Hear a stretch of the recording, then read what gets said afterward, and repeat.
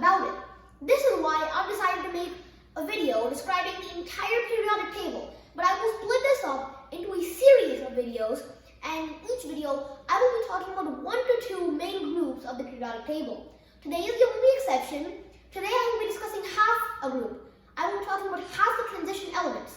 The reason of this is because the transition elements are the largest group. They span 9 entire columns of the periodic table, and therefore there are going to be 2 videos to describe it.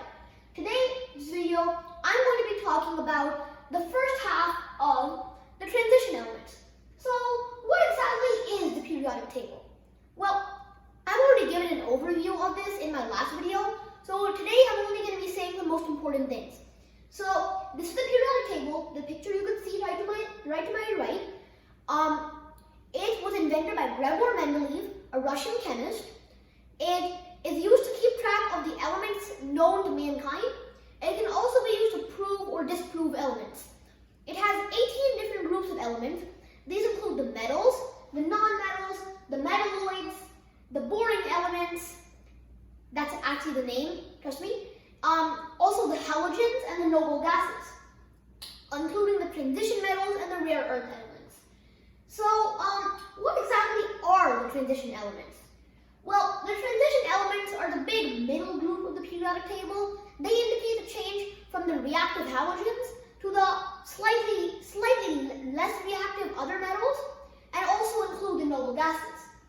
So, you can see here, the transition elements are the middle elements, and there's a lot of them. You can discount the bottom row right now, because those are all extremely heavy, radioactive, unstable elements that can't be used in mainstream for anything other than experiments to see the properties. However, most of the other elements are absolutely necessary to survive. Take, for example, iron. You need it to survive to make steel, because humans need that, and you also need it in your body in the form of hemoglobin to make sure that the red blood cells can carry oxygen from part to part. You also have things such as titanium, which think aerospace. You also have gold, silver, and platinum. The other transition elements are the ones that are extremely necessary for life, and they are less reactive than the halogens. The exception is iron, which reacts with water and air to form rust. All of these elements form the heavy lifting processes of the modern industrial world.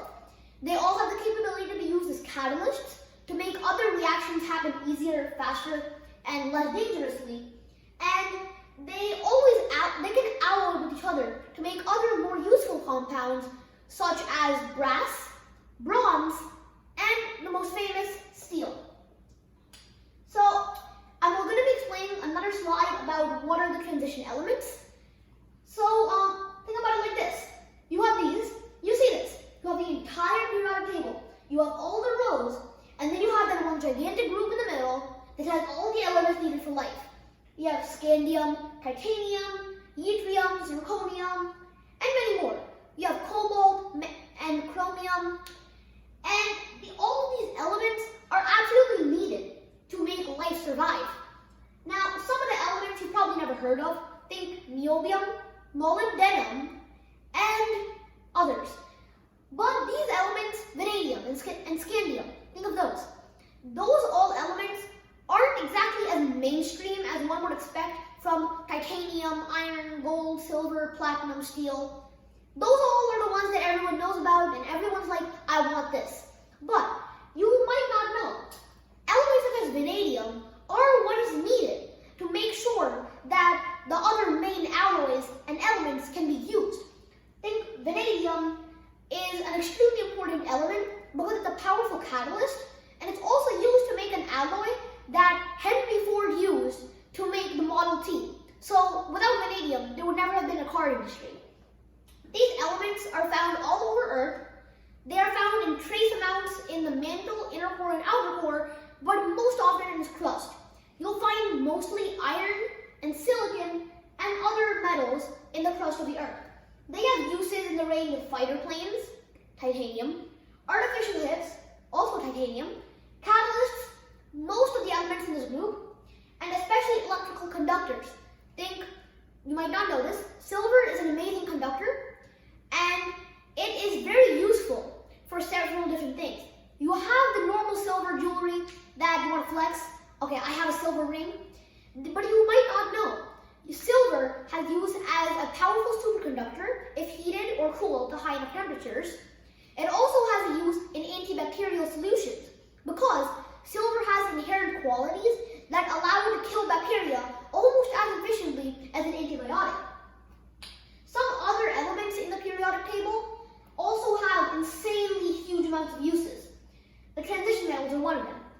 You can think, transition means in between, and they come in between a group 2, which includes the halogens, lithium, potassium, rubidium, cesium, francium, and more.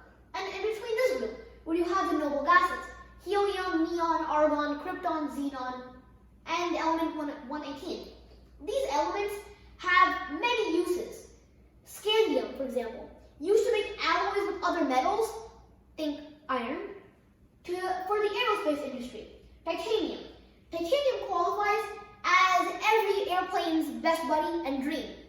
It is light, super light, it is insanely strong for its weight, and it's heat resistant, which makes it a perfect element to use in rocket ships that don't exactly want the astronauts inside to be fried to death by the 5,000 degree temperatures in the atmosphere. Then you have vanadium. It is useful because you can add it to steel to make it shockproof, that you can't just make a vibration strong enough that it will just crack the steel into pieces and make it vibration proof. Chromium. Think you have the chrome color. If you add it to any metal, this is how it's useful. It is one of the most alloyable metals in the entire transition metal group because it can alloy with anything and it'll basically make it titanium number 2. It'll make it shiny, strong, rust-proof, and it won't make it light, but it'll make it extremely useful. Manganese. You need that in the body to survive because it basically makes sure that all your body processes keep on going in order and they don't just all of a sudden stop and then you die.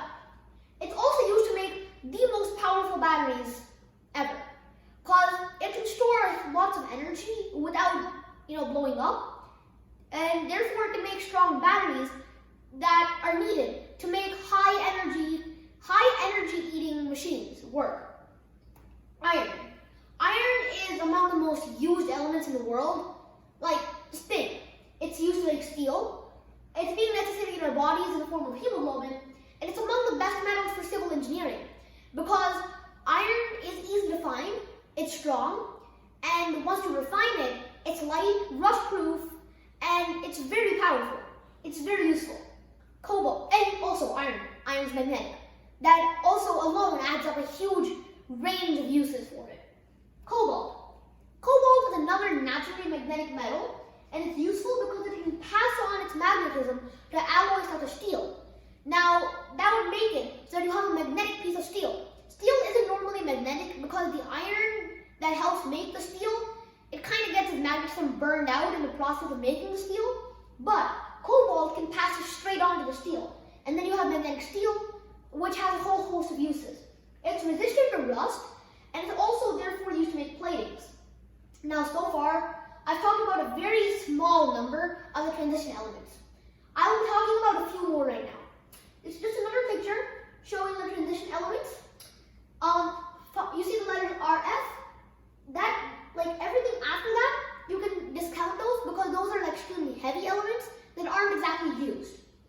Now, the transition metals there are a lot more of them as well. You have nickel. Nickel is an element that is resistant to corrosion, and it's used in the process of alloying with steel to make it stainless steel. Now, I know what you're thinking. Like 3/4 of the elements I've talked about so far, I keep saying that they can alloy with steel to make it resistant. But that's actually one of the most useful qualities that a metal can have, because steel basically personifies every good quality of every metal combined if you alloy it with the right things. Copper. Copper is a great electrical conductor and it corrodes slowly. The only downside is it corrodes and turns to a different color. Think of the Statue of Liberty. The Statue of Liberty, fun fact, came brown. It was made of copper, pure copper. It came completely brown, but after being exposed to the elements for a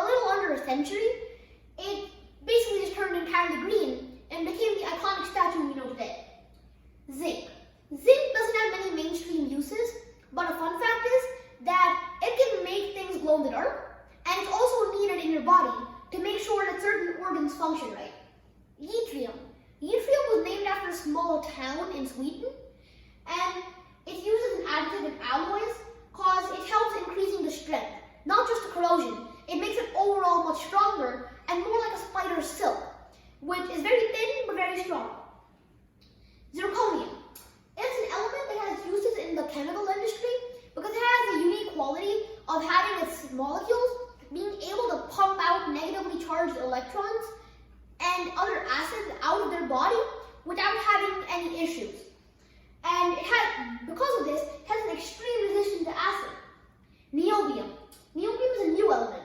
It's an element that has superconducting properties and helps metals stay strong in low temperatures while it's in alloys. Molybdenum. This is another mover and shaker of the transition element world. You've probably never heard of it, but it's extremely important because it's added to steel alloys to make them fit for use in rocket and plane engines. Now the last one for today, technetium. It has the unique distinction of being the first element to be synthetically made by humans. It wasn't in nature. We made it ourselves by crashing two other elements together at high speeds. It's a radioactive metastable element, and it's used to do imaging in the human body because the electrons that it shoots out aren't harmful, but they can still manage to go through your entire body and see what issues are there. It's very useful in things such as cancer imaging and spectroscopy imaging.